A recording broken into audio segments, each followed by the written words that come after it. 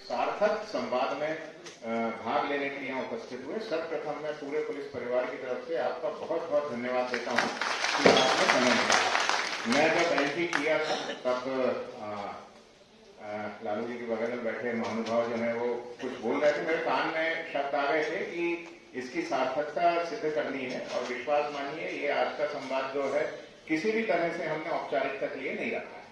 आपके जो सुझाव होंगे और हमारे जो संसाधन है और उससे भी बड़ी हमारी जो इच्छा शक्ति है, उससे मिलकर हमारा प्रयास रहेगा कि शहर की व्यवस्था में या जिले की व्यवस्था में कुछ सुधार है।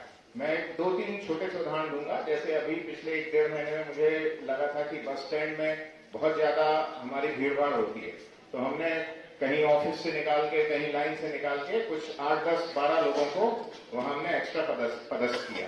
मैं ये नहीं कह रहा हूं कि 100% सुधर दे, पर कुछ सुधार उसमें 10-20% का जरूर आया जो कि दिख रहा है। तो इसी प्रकार कुछ और हमारा समस्याएं जो हमको लगती हैं शहर के लिए जरूरी है वो हमने नोट करी है, परंतु कई बार हमारे भी सीमित संसाधन होते हैं और समय समय पे उसमें कई बार वीआईपी ड्यूटी रह जाती है, कई बार बड़े मेले त्योहार होते हैं तो चीजें अधूरी रह जाती हैं। फिर भी मैं ये चाहूंगा कि बिल्कुल खुल के बात कहें और बिल्कुल ये मत सोचिएगा कि कोई भी बात हम उसे ऋणात्मक रूप में लेंगे। आज जो भी बातें आएंगी वो सब हमारे लिए पॉजिटिव रहेंगी, क्योंकि आपको हमको मिलके ही इस शहर और इस जिले की व्यवस्था को सुधारना है।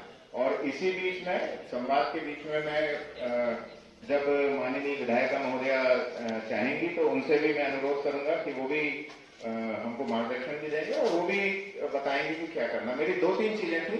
एक तो समस्या आप लोग बताएंगे, दूसरा सुझाव आप लोग बताएंगे और कुछ अपेक्षाएं आप लोग बताएंगे। मतलब समस्याएं तो सभी की हैं, यानी मैं भी कभी कभी सोचता हूं यदि पुलिस में नहीं हूं और यदि मैं भी एक सिविल ड्रेस पहन के यदि मैं कोई दूसरी सर्विस में हूं या मैं कोई बिजनेस करता हूं तो अपनी पुलिस को देखूं तो मेरे मन में भी ढेर सारी चीजें आ जाएंगी कि ऐसा होना चाहिए, ऐसा होना चाहिए, ऐसा होना चाहिए।